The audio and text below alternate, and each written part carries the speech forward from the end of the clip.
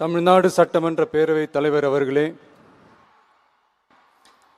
மாண்புமிகு அமைச்சர்கள், நீதியரசர்கள், எம்எல்ஏஸ், எம்பிஸ், உள்ளாட்சி பிரதிநிதிகள், தலைமை செயலாளர் உள்ளிட்ட அரசு அதிகாரிகள், நம்ம தாய்நாட்டின் சுதந்திர போராட்டத்தில் பங்கேற்று இன்னைக்கும் வாழ்ந்துட்டு இருக்கிற தியாகிகள், தற்போது குடும்ப ஓய்வூதியம் பெற்று வரும் சுதந்திர போராட்ட தியாகிகளின் வாரிசுதாரர்கள், டிஜிபி உள்ளிட்ட அனைத்து காவல்துறை அதிகாரிகள், முப்படைகளை சேர்ந்த அலுவலர்கள், வீரர்கள், சிறப்பு விருந்தினர்கள், இன்னைக்கு இந்த சுதந்திர தினத்தில் கோட்டையில் கொடியேற்றுறத பார்க்க வந்திருக்கிற பொதுமக்களுக்கும், இந்த சுதந்திர தினத்தை கொண்டாடிக்கிட்டு இருக்கிற என் நெஞ்சில் குடியிருக்கும் தமிழக மக்களுக்கும், மாணவ மாணவிகளுக்கும் அனைவருக்கும் என்னுடைய சுதந்திர தின நல்வாழ்த்துக்கள், என்னுடைய வணக்கத்தையும் தெரிவிச்சுக்கிறேன். தங்களுடைய உயிரை, உடமைய, வாழ்க்கைய எல்லாம் இழந்துட்டு நமக்காக சுதந்திரம் வாங்கி கொடுத்த நம்ம சுதந்திர போராட்ட தியாகிகள், அதில் பிரபலமானவர்கள் மற்றும் பேர் தெரியாதவங்க அப்படின்னு இருந்தாலும் அவங்க எல்லாருக்கும், ஏன் அவங்க ஒவ்வொருத்தருக்கும் தனிப்பட்ட முறையில் என்னுடைய வீர வணக்கங்கள்.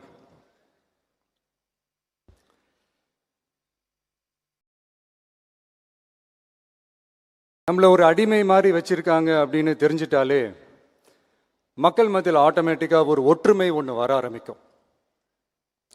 எல்லாரும் ஒரே மாதிரி யோசிச்சு ஒன்று சேர ஆரம்பிப்பாங்க.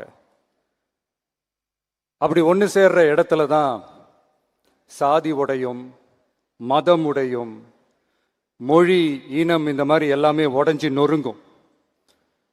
அப்படி உடஞ்சி நொறுங்குற இடத்துல தான் கிடைக்கிறது தான் உண்மையான சுதந்திரம். அதுதான் நம்ம மகாத்மா காந்திஜி அவர்கள் அவங்களுடைய தலைமையில் 1947 இதே இந்த ஆகஸ்ட் 15 நமக்கு அந்த சுதந்திரம் கிடைச்சிது. இன்னைக்கு நம்ம எல்லாரும் அந்த சுதந்திரத்தை கெட்டியாக பிடிச்சிக்கிட்டு படிப்படியாக டெவலப் ஆகி வந்துக்கிட்டே இருக்கிறோம். அந்த டெவலப்மெண்ட்ஸை அடுத்தடுத்த கட்டத்துக்கு கொண்டு போக வேண்டியது நம்ம எல்லாருடைய ஒரு கடமையும் கூட. இந்த நேரத்தில் நம்ம தமிழ்நாட்டை லஞ்சத்திலேருந்து, ஊழல்லேருந்து காப்பாற்றுறதும் ஒரு மிகப்பெரிய ஒரு விடுதலைக்கு சமமான ஒரு விஷயந்தான். அதை நோக்கி தான் நம்ம அரசும் செயல்பட்டுக்கிட்டு வந்துக்கிட்டு இருக்கு.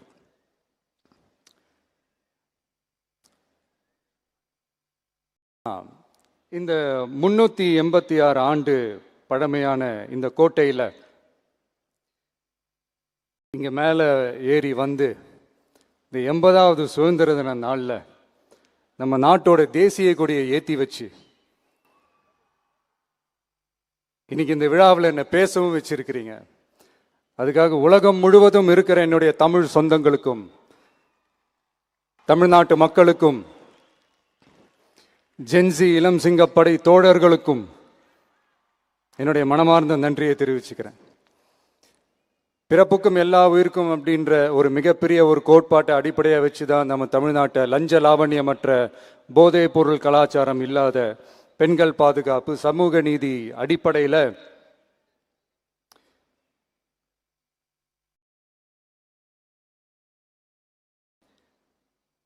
ஒரு வெளிப்படையான, ஒரு உண்மையான, ஒரு நேர்மையான ஒரு நிர்வாகமாக இதை நாம் செயல்பட்டுக்கிட்டு வந்துக்கிட்டு இருக்கிறோம். பொது வாழ்வில் சமரசம் இருக்கவே கூடாது. மக்கள் நலன் தான் மிக மிக முக்கியமான ஒரு விஷயம். அந்த அடிப்படையில் தான் தமிழக வெற்றி கழக அரசு செயல்பட்டுக்கிட்டு வந்துக்கிட்டு இருக்கோம். அதே அடிப்படையில் தான் மக்கள் நலன் சார்ந்த திட்டங்கள்லையும் நம்ம சென்ட்ரல் கவர்மெண்ட்டோட நிர்வாக ரீதியாக ஒத்துழைப்போட இருக்கிறோம். But at the same time நம்ம தமிழ்நாடு கொள்கைகள்னு வந்துட்டா மாநில உரிமைகளுக்கு எதிரான முடிவுகள்லையும் சரி, தமிழ்நாட்டுக்கு எதிரான கொள்கை முடிவுகள்லையும் சரி, நம்ம டிவிகே அரசு எப்பவுமே எதிர்க்கும். அதில் எந்த மாற்று கருத்துமே கிடையாது. அதே மாதிரி இதுக்கு முன்னாடி நிறையா திட்டங்கள்லாம் கொண்டு வந்திருக்காங்க. அதில் எதெல்லாம் மக்களுக்கு யூஸ்ஃபுல்லாக இருக்கிற மாதிரி திட்டங்கள் இருக்கோ அதெல்லாம் கண்டினியூ பண்ணிக்கிட்டு தான் இருக்கிறோம். ஃபார் எக்ஸாம்பிள், ஜெயலலிதா மேடம் கொண்டு வந்த அம்மா உணவகம் திட்டம், அது இன்னும் மெருகேற்றி கண்டினியூ பண்ணிக்கிட்டு தான் இருக்கிறோம். அது மாதிரி காலை உணவு திட்டம், அதையும் இன்னும் விரிவுபடுத்தி 6th ஸ்டாண்டர்ட்லேருந்து 8th ஸ்டாண்டர்ட் வரைக்கும் அதையும் விரிவுபடுத்தி வர செப்டம்பர் 17ஆம் தேதி பெரியார் அவர்களுடைய பிறந்த நாள் அன்னைக்கு அதை தொடங்க இருக்கிறோம். ஸோ நம்மளுடைய அரசு, உங்களுடைய அரசு இந்த 3 மாதம் ஆகுது. இந்த 3 மாதத்தில் விவசாயிகளின் பயிர்க்கடன் ரூபாய் 5932.23 கோடி தள்ளுபடி செய்யப்பட்டுள்ளது. குறுவை சாகுபடி தொகுப்பு திட்டத்திற்கு ரூபாய் 134.83 கோடி வழங்கப்பட்டுள்ளது. ஒன்றிய அரசு நிதியுடன் ரூபாய் 12,642 கோடியில் 125 நாள் வேலைவாய்ப்பு திட்டம் மற்றும் ஜல் ஜீவன் குடிநீர் திட்டம் ரூபாய் 18,123.05 கோடியில் செயல்பாட்டிற்கு கொண்டு வரப்பட்டுள்ளது. சுகாதாரத்துறையில் சேவைக்கு நலம் AI செயலி கொண்டு வரப்பட்டுள்ளது. பேரறிஞர் அண்ணாவின் பிறந்த நாளான செப்டம்பர் 15ஆம் நாள் தாய்மாமன் தங்க மோதிர திட்டம் ரூபாய் 755.83 கோடியில் தொடங்கப்பட உள்ளது. மக்களின் போக்குவரத்திற்கு ரூபாய் 127.21 கோடியில் 300 புதிய பஸ்கள் வழங்கப்பட்டுள்ளது. தமிழ்நாட்டில் மது பழக்கத்தை குறைத்திடும் வகையில் முதற்கட்டமாக 717 டாஸ்மாக் கடைகள் மூடப்பட்டுள்ளன. வெளிப்படையான நிர்வாகத்திற்காக நவீன தொழில்நுட்பத்தை பயன்படுத்தி கணினி மயமாக்கப்பட்ட நிர்வாகம் செயல்பாட்டில் உள்ளது. முன்னெப்போதும் இல்லாத ஆளில்லா பத்திரப்பதிவு செயல்பாட்டிற்கு கொண்டு வரப்பட உள்ளது. கோயில் நிலங்கள் கணக்கெடுக்கப்பட்டு அனைவருக்கும் தெரியுமாறு ஆன்லைனில் ஏற்றப்படுகிறது. வருவாய்த்துறையில் அனைத்து சான்றிதழ்களும் 15 தினங்களுக்குள் வழங்கப்படுகிறது. லஞ்சம் வாங்குவதை புகார் செய்ய புதிய வாட்ஸ்அப் எண் அறிவிக்கப்பட்டுள்ளது. அரசின் வருமானம் தனிநபருக்கு செல்வது தடுக்கப்பட்டுள்ளது. அனைத்து துறைகளிலும் லஞ்சம் ஊழல் ஒழிக்க தொடர் நடவடிக்கை எடுக்கப்பட்டு வருகிறது. கனிம பயன்பாடு முறைப்படுத்தப்பட்டு நவீன தொழில்நுட்ப உதவியுடன் விநியோகிக்கப்படுகிறது. சட்டம் ஒழுங்கு தீவிரமாக கண்காணிக்கப்பட்டு பராமரிக்கப்பட்டு வருகிறது. ஜூன் மாதம் 29, 30ஆம் தேதியில் நடந்த மாவட்ட ஆட்சியர் மற்றும் காவல் கண்காணிப்பாளர் மாநாட்டில் சட்டம் ஒழுங்கு பிரச்சனையில் கடுமையான நடவடிக்கை எடுக்க உத்தரவு போட்டிருக்கிறோம். அரசு அலுவலகங்கள், காவல் நிலையங்களும் சொல்லியிருக்கிறோம். மக்களை அலைய விடக்கூடாது. கோரிக்கைகளை நல்லபடியாக ஆராய்ஞ்சு சரியான வழியில் தீர்வை தர சொல்லியிருக்கிறோம். சுதந்திர போராட்ட தியாகிகள் தங்கள் உயிரை தியாகம் செஞ்சு கிடைச்ச சுதந்திரம் மிக சிலருக்கான சுதந்திரமாக மட்டும் இல்லாமல் ஒவ்வொரு இந்திய குடிமகனுக்கும் சுய மரியாதை, சம உரிமை, சம வாய்ப்பு மற்றும் கண்ணியமான வாழ்க்கையை வழங்கும் உண்மையான மக்கள் சுதந்திரமாக இருக்கணுங்கிறதே எல்லாரோட மிகப்பெரிய எதிர்பார்ப்பாக இருக்குது. அதை நிறைவேற்றுற பொறுப்பும் நம்மளோடது தான். தமிழ்நாட்டு மக்களோட இணைஞ்சு தமிழகத்தை இந்தியாவின் முன்மாதிரி மாநிலமாகவும் உலக அளவில் வளர்ந்த நாடுகளுக்கு இணையா தமிழ்நாட்டு பொருளாதாரத்தை 2036 ஆண்டுக்குள் $1.5 trillion உயர்த்திட நாம உறுதியேற்போம். மக்களே, எல்லாரும் ஓட்டு போட்டுட்டோம். உங்க அண்ணனை, உங்க தம்பிய, உங்க பிள்ளைய எல்லாரும் ஜெயிக்க வச்சு முதலமைச்சராக ஆக்கிட்டோம். அதனால நம்ம கடமையெல்லாம் முடிஞ்சிருச்சுன்னு சொல்லி யாரும் ஒதுங்கி போயிடாதீங்க.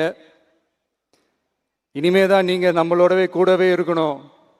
உறுதியா நம்ம அரசோடவே கூட இருக்கணும். அப்பதான் உங்களுக்காக இருக்கிற எல்லா நல்ல திட்டங்களையும் என்னால் செயல்படுத்த முடியும். 8 கோடி பேரோட அந்த பிரதிநிதி தான் முதலமைச்சர் பதவின்னு சொல்லுவாங்க. அதனால தான் சொல்றேன், மக்கள் தான் ஆட்சியாளர்கள். இங்க நான் எல்லாருமே, அங்க இருக்கிறவங்க எல்லாருமே மக்களோட சர்வன்ட்ஸ். அப்படிதான் நான் அதை பார்க்குறேன். ஸோ வாங்க எல்லாருமா சேர்ந்து நம்ம கடமையை சேர்ந்து செய்வோம்.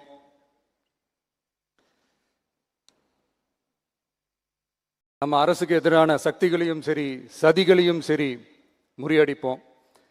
நீங்க எல்லாரும் நம்மளோட இருக்கும்போது எனக்கு வேற என்னங்க கவலை? நல்லதை மட்டுமே நோக்கி நகருவோம். அப்படி நல்லதை மட்டுமே நோக்கி நகரும் உங்க அரசு உங்களுடைய எதிர்பார்ப்புகளையும் உங்களுடைய கருத்துக்களையும் மனசில் வச்சுக்கிட்டு தான் நல்ல சிறிய புதிய அறிவிப்புகளை அறிவிக்க இருக்கிறோம். அதில் ஒரு சிலதை மட்டும் இங்கே நான் படிக்கிறேன். ஒன்று, தாய்நாட்டிற்காக தன்னலமற்ற தியாகம் செய்து நமது நாட்டின் பாதுகாப்பிற்காக அரும்பாடுபட்ட முன்னாள் படை வீரர்களின் நலன் கருதி அவர்களது 2 மகள்களுக்கும் வழங்கப்படும் திருமண நிதி உதவி 25,000 ரூபாயிலிருந்து 50,000 ரூபாயாக உயர்த்தி வழங்கப்படும். 2, மாற்றுத்திறன் கொண்ட முன்னாள் படை வீரர் மற்றும் அவர்களை சார்ந்தோர்களுக்கு வழங்கப்பட்டு வந்த மாதாந்திர நிதியுதவி 5,000 ரூபாயிலிருந்து 7,000 ரூபாயாக உயர்த்தி வழங்கப்படும். 3, மாநில அரசால் விடுதலை போராட்ட வீரர்களுக்கு வழங்கப்பட்டு வரும் மாதாந்திர ஓய்வூதியம் 23,000 ரூபாயாக உயர்த்தி வழங்கப்படும். 4, மாநில அரசால் விடுதலை போராட்ட தியாகிகளின் குடும்பங்களுக்கு வழங்கப்பட்டு வரும் மாதாந்திர குடும்ப ஓய்வூதியம் 12,500 ரூபாயாக உயர்த்தி வழங்கப்படும். 5, வீரபாண்டிய கட்டபொம்மன், முத்துராமலிங்க, விஜய ரகுநாத சேதுபதி, மருது சகோதரர்கள் மற்றும் வாவு சிதம்பரனார் ஆகியோரின் வழித்தோன்றல்களுக்கு வழங்கப்பட்டு வரும் மாதாந்திர சிறப்பு ஓய்வூதியம் 11,500 ரூபாயாக உயர்த்தி வழங்கப்படும். இவற்றிற்கான அரசாணைகள் அரசால் வெளியிடப்பட்டுள்ளது. I once again extend my respectful greetings and salute the people of Tamil Nadu who has broken the caste and religious considerations, rejecting money and muscle power, and gave us an overwhelming support to establish people-centric and social justice government. We are on a mission mode to achieve corruption-free government. We want our people to develop zero tolerance towards corruption. And we appeal to the officials and the people of Tamil Nadu to make our state corruption-free. இன்னைக்கு இந்த விழாவில் பரிசு வாங்க போகிற, பாராட்டுகளை வாங்க போகிற, விருதுகளை வாங்க போகிற அனைவருக்கும் என்னுடைய வாழ்த்துக்களை தெரிவிச்சுக்கிறேன். இந்த விழாவை ரொம்ப அழகாக ஏற்பாடு செஞ்ச பொதுத்துறை செயலாளர் அவர்களோடு சேர்ந்து அலுவலர்களுக்கும், காலையிலேயே இந்த ப்ராக்டிஸ் பண்ணி சிறப்பான பரேட் நடத்திய காவல்துறை நண்பர்களுக்கும், இந்த விழாவை ரொம்ப பாதுகாப்பாக நடத்திய காவல்துறை அதிகாரிகளுக்கும், ஊடகத்துறை நண்பர்களுக்கும், சமூக ஊடகத்துறை நண்பர்களுக்கும் என்னுடைய மனமார்ந்த நன்றியை தெரிவிச்சுக்கிறேன். கான்ஃபிடென்ட்டாக இருங்க, நல்லதே நடக்கும், வெற்றி நிச்சயம். மீண்டும் சந்திக்கும் வரை நன்றி, வணக்கம்.